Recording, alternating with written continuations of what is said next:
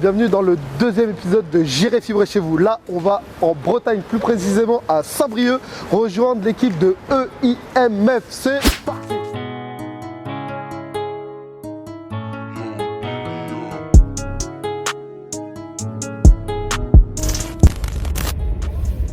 Ah ouais, Saint-Brieuc, c'est pas à côté. Qu'est-ce que c'est loin? On le sent le trajet. Là, il est en train de dormir, le bon vidéaste. C'est pour ça que je me filme moi-même.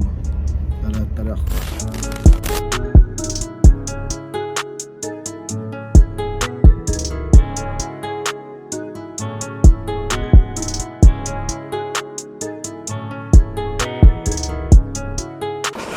C'est bon, on est enfin arrivé sur Saint-Brieuc. Là, on va attendre Sonny, c'est un employé de la société. On va l'attendre, on va voir s'il a un peu de retard. Il a 10 minutes, mais on va voir. C'est parti.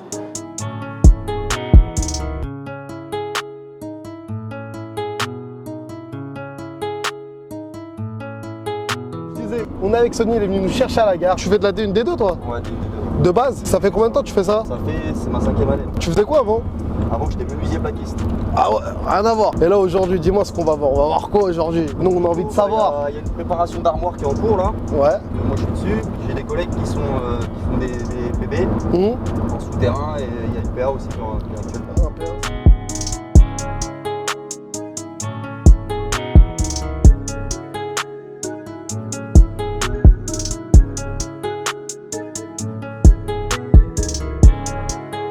C'est de la distrie ça? T'es en train de préparer, en train de faire ta prépa, rentrer tous tes tubes dans les cassettes? Donc là, j'ai commencé à poser mes blue litres, mes tiroirs. Ouais. Voilà, t'as pour combien de temps de boulot, Sonny là? Voilà, il y a 2 jours de préparation là. 2 jours de prépa? En moyenne, tu soudes 7 câbles. 7 câbles? 2 jours de préparation et combien de jours de soudure? 3-4 jours de soudure. Ouais. 3-4 jours de soudure. Tu fais combien de soudure en moyenne par jour? 200, à peu près 200. À peu près 200 par jour? Tu préfères Sumitomo ou Fujikura toi? Bah avant j'étais sur Sumitomo, Ouais. bien Sumitomo parce qu'elle était rapide avec 2 fours, c'était bien et tout. Et je me suis aperçu que tu avais plus de pertes avec la Sumitomo que la Sérieux? au réflecto. Ouais. Et vous les gars, c'est avec quelle soudeuse vous soudez? Sumitomo ou Fujikura? Dites-nous en commentaire. Le plan là il sert à quoi? Donc le plan c'est pour identifier mes fibres et mon câble. Donc là j'ai le numéro de, le TR c'est le tronçon, 20 c'est l'année où le câble il a été tiré et ça c'est l'identifiant du câble. Après c'est beaucoup d'organisation, hein. Le travail en lui-même, le code couleur reste le même. Je peux pas redescendre mes tiroirs. Ok. Avant, je prends mon tiroir, je le posais sur la table, comme ça je pouvais souder à bonne distance. Mais du coup avec ceux-là c'est un peu la merde. Même les bulites sont petits sur ceux-là, tu vois, d'habitude les éclateurs ils sont en bas, c'est tous à la même longueur. Là t'as des éclateurs en haut et en bas quoi. Là toi t'as fait tout de A à Z, là à la base l'armoire elle était vraiment nue. Ouais elle était vide. Ouais. Et là t'es en déplacement là? Là bah, on vient d'arriver actuellement dans la région, là on vient d'arriver. T'es d'où toi de base? On est d'Orléans. D'Orléans. Là toute l'équipe elle vient d'Orléans? Pratiquement oui. Ouais.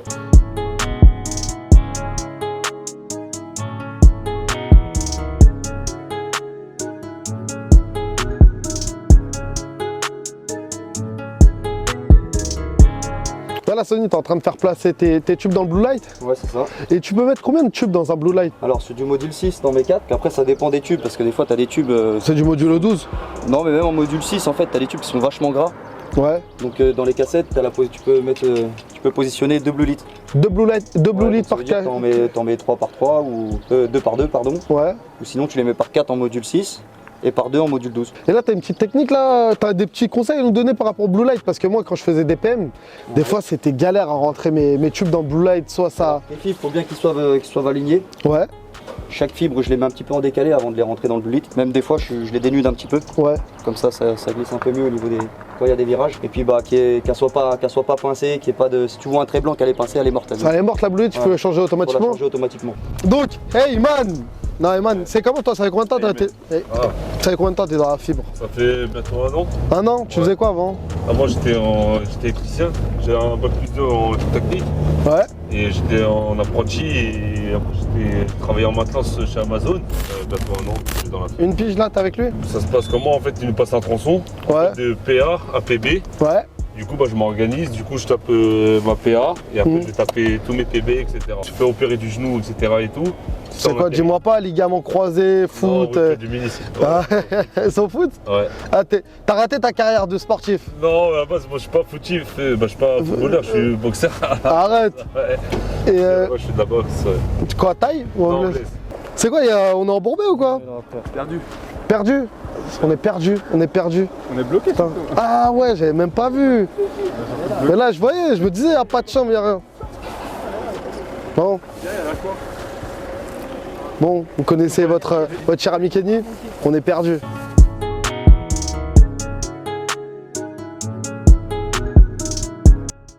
C'est bon, on est arrivé sur le terrain. Bon, après un embourbement, une perte, on s'est perdu, c'était une petite galère. Donc l'équipe du BE, localisez bien les chambres, ça nous évitera d'être embourbés. Allez, c'est parti. Voilà, c'est quoi professionnel pour pas casser des tubes par terre ou quoi. Tu sors ta petite table, ton petit tréteau et tu prépares ton PB dessus. T'as pas besoin de mettre les écames là-dessus. Non, j'ai pas besoin de mettre les écames. C'est ça que j'ai jamais compris. En plus, ça m'est arrivé cette galère. Dans une ville en France où je déployais, je faisais de la D1, D2. Il nous avait dit pareil, de pas mettre les écames, les petites écames bleues pour les mecs de la D3. Il nous l'avait dit au téléphone, il nous avait pas envoyé de mail. Le contrôleur, il est venu. Il a vu qu'on n'avait pas mis les écames bleues, bah, c'était des VT partout. Alors qu'il nous l'avait dit, le mec, le client nous a dit de ne pas mettre les écames, de ne pas le faire. Donc c'est une galère. Demandez des mails pour être sûr l'équipe.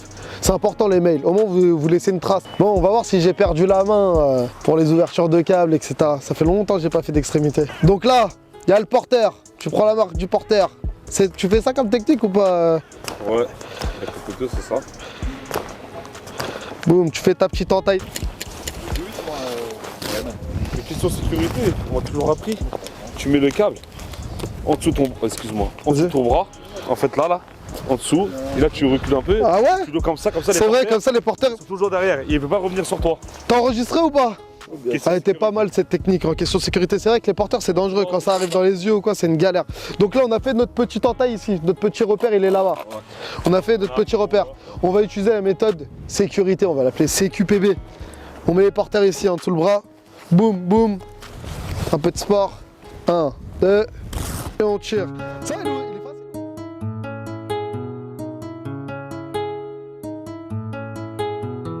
Où il y a les chambres, où il y a les PB, on mettait un bout de riselant. Voilà, comme ça. T'as capté ou pas? Les tireurs, ils mettaient un bout de riselant. Comme ça, tu sais qu'il y a une boîte avec eux. Et ils t'ont localisé les chambres, ils t'ont montré. On m'a arrangé les problèmes d'hier. Ouais. Et là, aujourd'hui, je suis retombé sur d'autres problèmes. Ouais, bah là, il continue le tirage là. Là, tu sais quoi, en fait, j'ai fait un.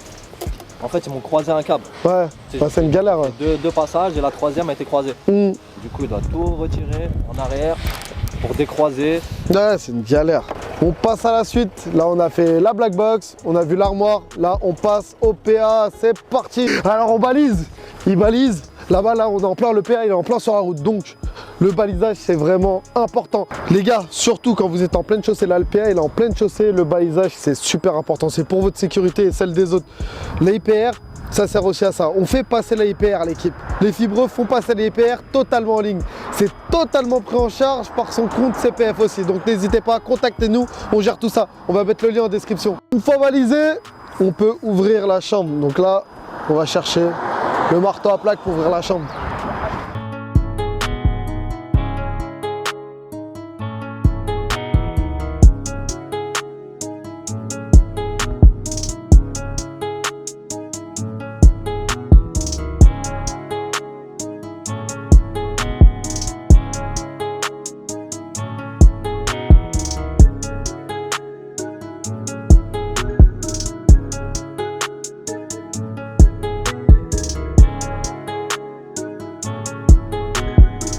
Donc là on est arrivé un peu en retard, ils avaient déjà préparé le PA, donc là on va juste voir le raccordement. Là on a un champion du monde de soudure, hein. Il va nous montrer son exploit, mais il va trouver l'excuse de dire ouais c'est pas sa soudeuse, nanani nanana.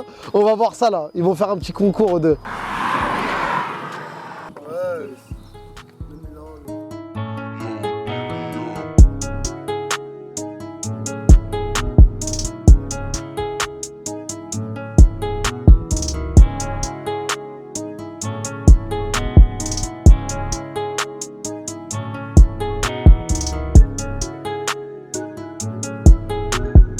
Il écrit quoi? Vas-y. Centre arc, ouais. C'est quoi là? Je fais reset. Ouais, tu fais reset. Bon, ils font le test d'arc, hein. Ils essayent de faire le test d'arc tout le temps. Avant de commencer à souder, faites le test d'arc l'équipe. Sony, t'es d'accord ou pas? Ouais, c'est obligatoire le test d'arc. Hein.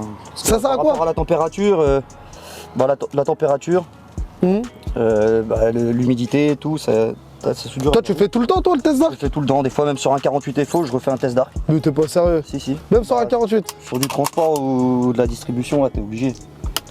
C'est parti, on va faire le petit concours de soudure sur un modulo 6 fibres chacun, on va voir qui va le plus vite, en sachant que c'est pas sa soudeuse. Et Imen c'est sa soudeuse, donc on va voir qui bat qui. On va lancer le chrono là tout de suite. C'est bon, t'es prêt Sony? C'est parti. C'est parti.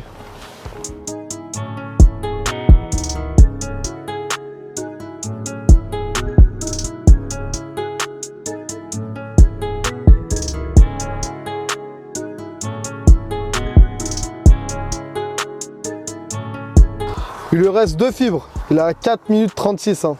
Je sais, il y en a beaucoup qui vont nous dire ouais, la qualité de la soudure, qu'est-ce que ça vaut? C'est pas la rapidité.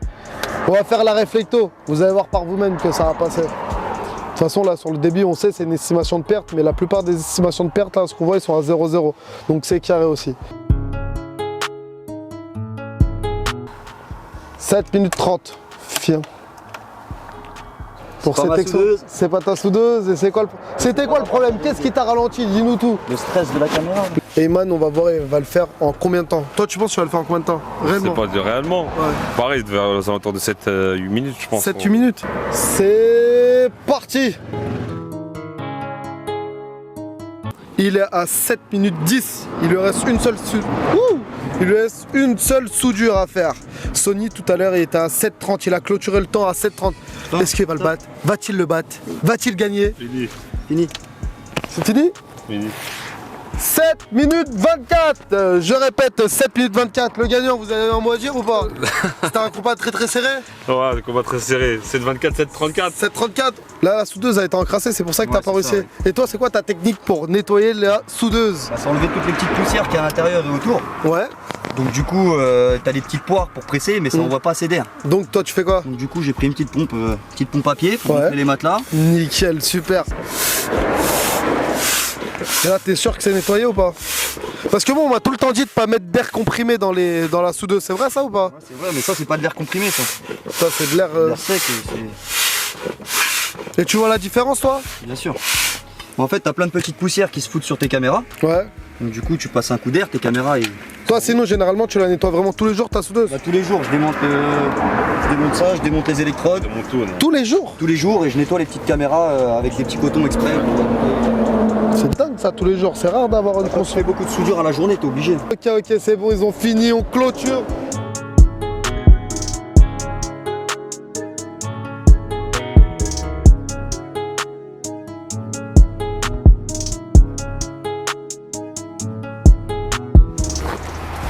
C'est bon, fin de journée. On clôture. Hein. On va aller profiter de... Comment ça s'appelle? Saint-Brieuc, Non, Cavedec. Cavenec. C'est parti, suivez-moi. On va faire un petit tour, on va aller à la mer, on va déguster du miel, venez. Les joies de la Bretagne, les joies de vivre à la campagne. Regardez ce qu'ils nous ont fait. C'est magnifique.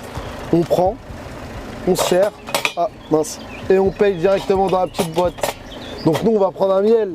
Pour le souvenir, on va prendre 2 miels. C'est bon, on prend 2 miels. On va contribuer, vous pouvez même lire le petit...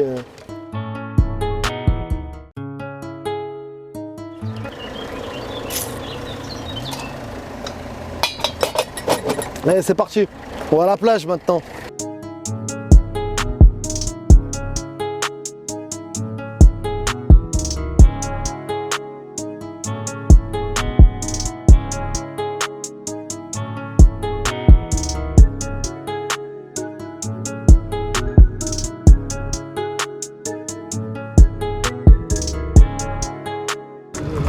On clôture le deuxième Giré Fibré chez vous à Saint-Brieuc. Un grand merci à Sony et à toute leur équipe. C'est des tueurs, c'est des monstres. Là, juste avant qu'on clôture, on va parler d'un sujet sensible. Les auto-entrepreneurs. Sony, tu vas en parler de l'auto-entrepreneuriat ou pas?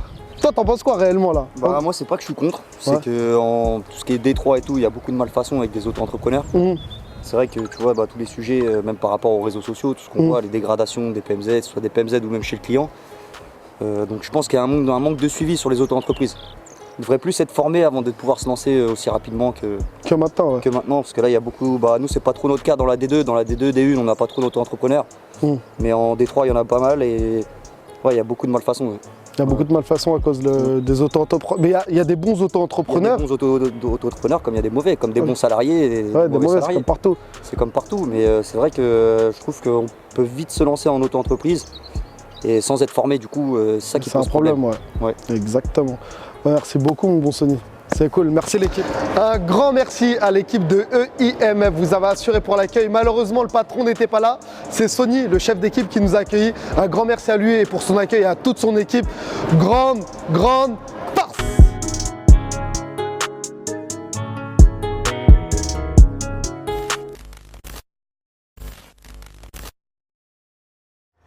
On va profiter un peu de cette belle campagne de... Comment ça s'appelle? Cavenec. C'est parti, suivez-moi. On va faire un petit tour, on va aller à la mer, on va déguster du miel, venez. Bon, on profite des merveilles de... Comment ça s'appelle? C'est comment ici? Ici, comment ça s'appelle? Trévenec. Trévenec.